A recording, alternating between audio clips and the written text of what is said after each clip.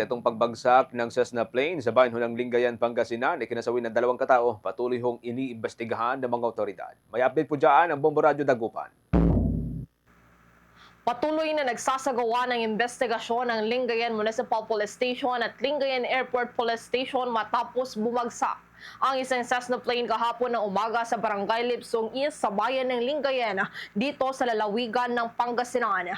Una rito, unang naipaulat na nasawi ang 31 anyos na piloto kasama ang 25 anyos na student pilot nito nang bumagsak ang kanilang sinasakyan na two-seater Cessna plane.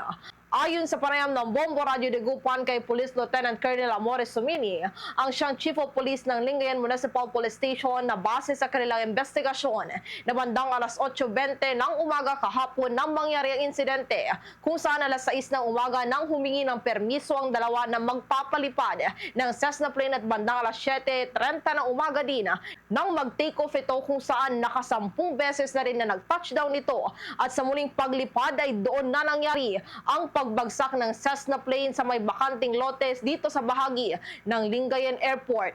Batay sa paunang investigasyon, nagkaroon daw ng engine failure ang aircraft. Ang nasabing aircraft ay pagmamay-ari ng Pilipinas Space and Aviation Academy at may numerong RP-C8595 at malaki naman ang naging pensala ng naturang aircraft sa bandang harapan nito.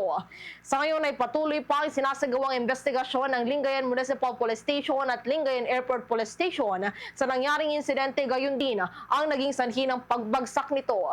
Samantala, sinubukan pa na dalhin ang mga biktima sa ospital, ngunit idineklara rin na dead on arrival. Wala rin naman nasaktan o nadamay sa nasabing insidente. Kung may mga information po kayo na nalalaman tungkol dito sa pagbagsak ng eroplano, baka may hindi pa po kami nakita o naimbestigang maigi, ay mangyari po na makipag-ugnayan po kayo sa amin dito sa Lingayen Police Station. Nang sa ganun ay malaman natin kung ano ba talaga yung pangyayari. Para sa Bombo Network News mula rito sa lalawigan ng Pangasinan, Bombo Nicole Piranya nag-uulat para sa number 1 and most trusted radio network in the country, Bombo Radio Philippines. Basta Radyo, Bombo!